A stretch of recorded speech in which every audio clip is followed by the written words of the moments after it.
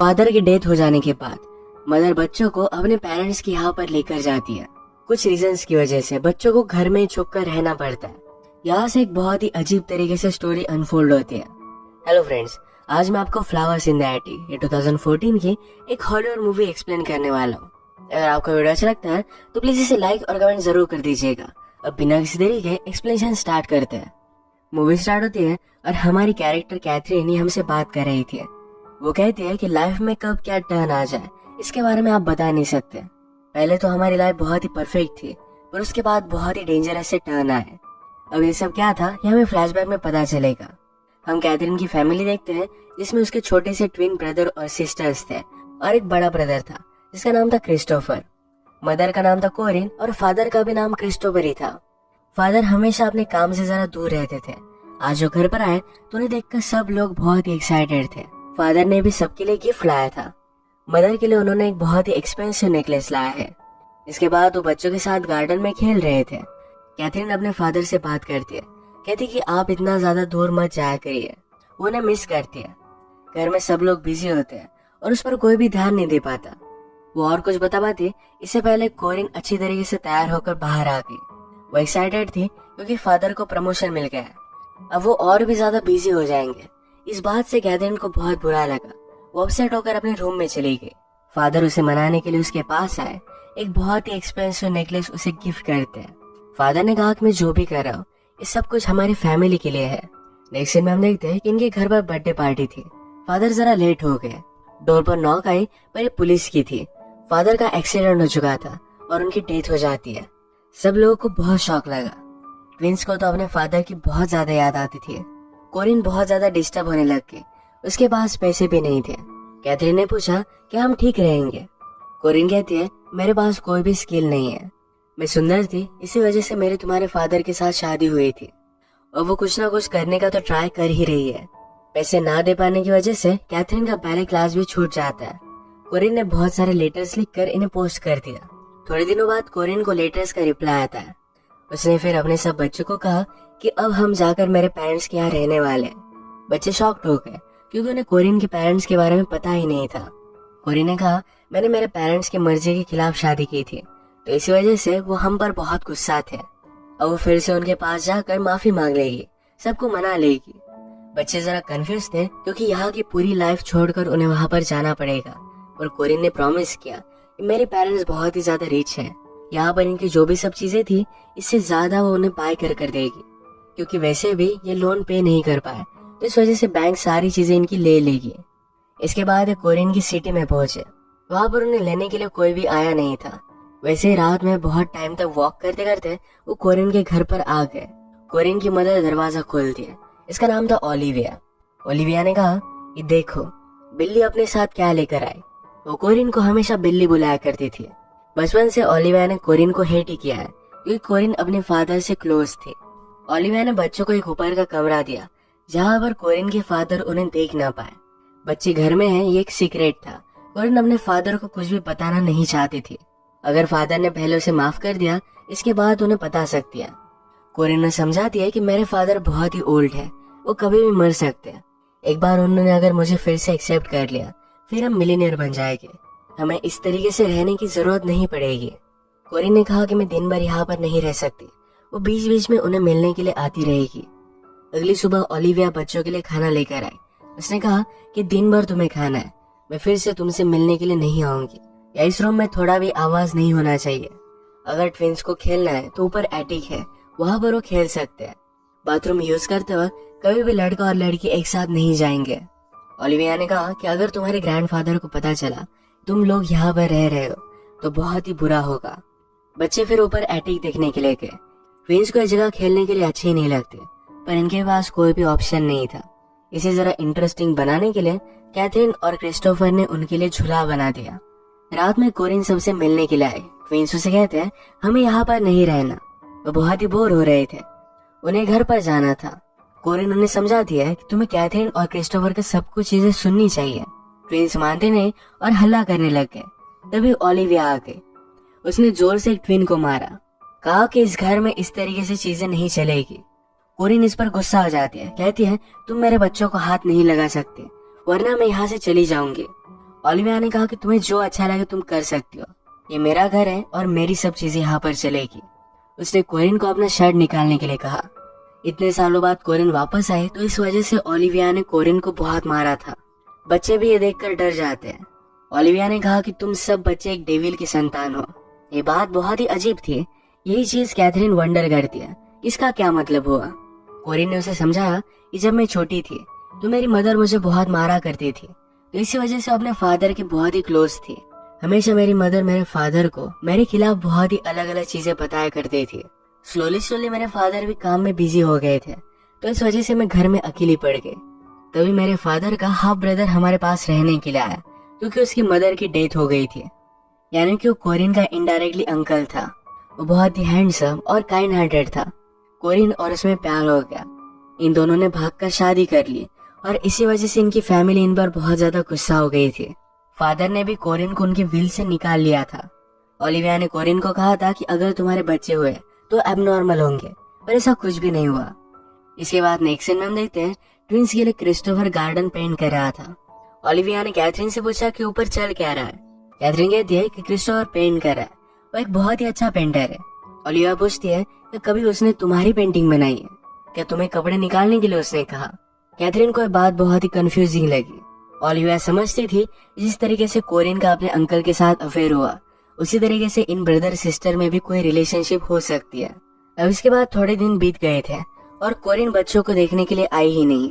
वो आने के बाद कहती है कि मुझे पूरा टाइम मेरे फादर के साथ ही बिताना पड़ा। वो सेलिंग गई थी, उनके साथ पिकनिक पर गई थी। ये बात कैथरीन को अच्छी नहीं लगती। उसने कहा 1 मंथ हो गया तुम हमें देखने के लिए आई ही नहीं। तुम्हें जल्दी अपने फादर को मनाना चाहिए, हमें भी बाहर जाना है। हम इतने भी बुरे नहीं कि वो अपने खुद के ग्रैंड चिल्ड्रन को एक्सेप्ट ना करे।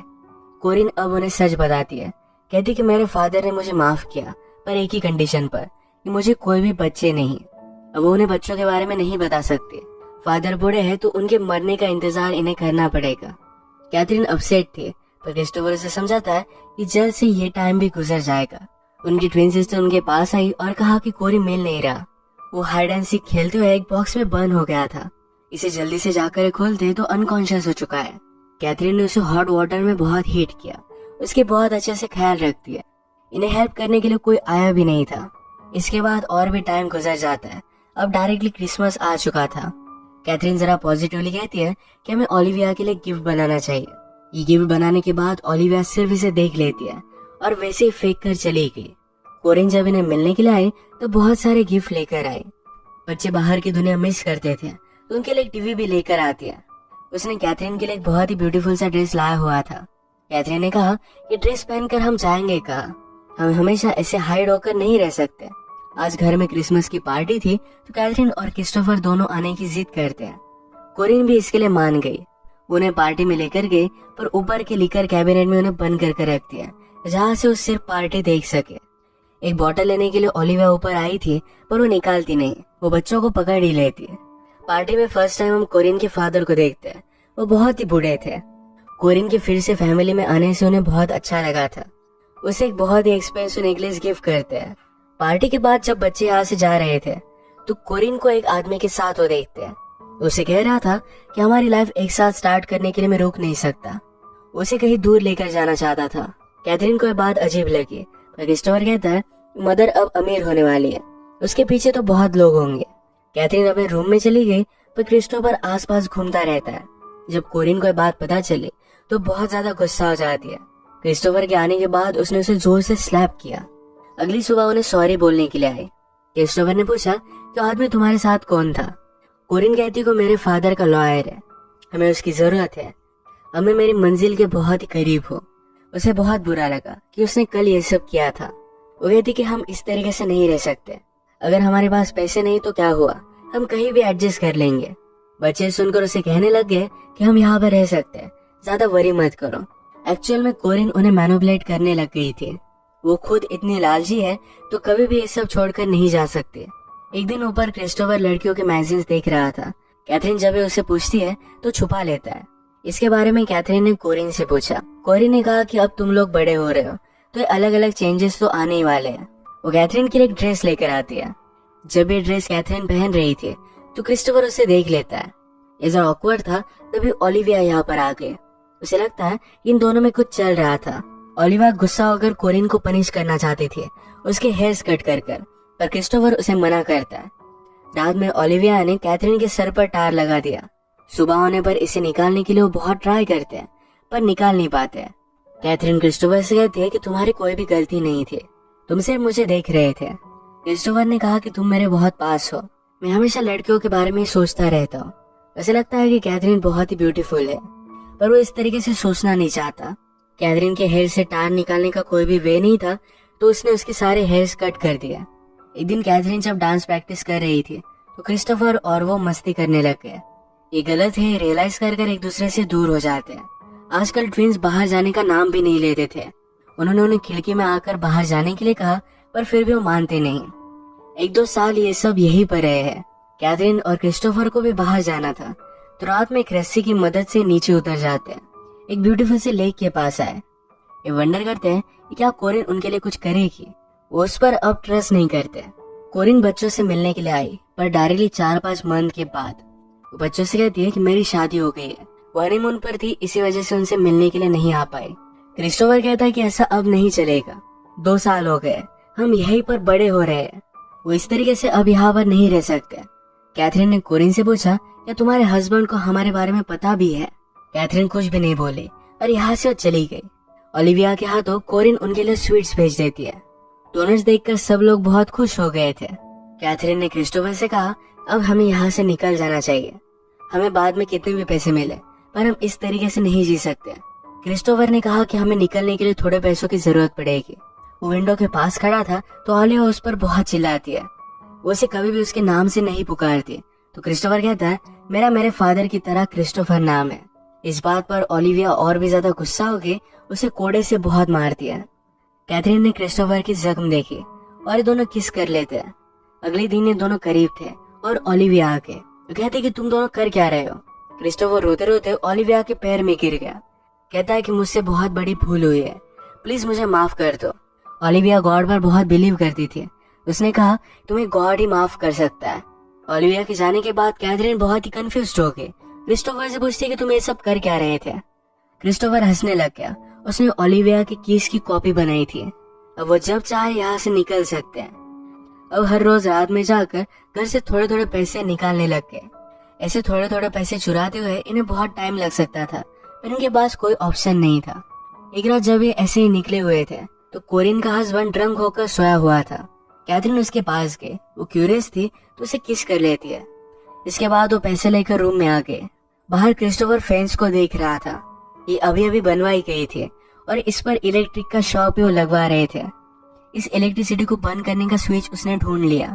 घर में आकर वो देखता है तो कोरिन और उसका हस्बैंड बात कर रहा था।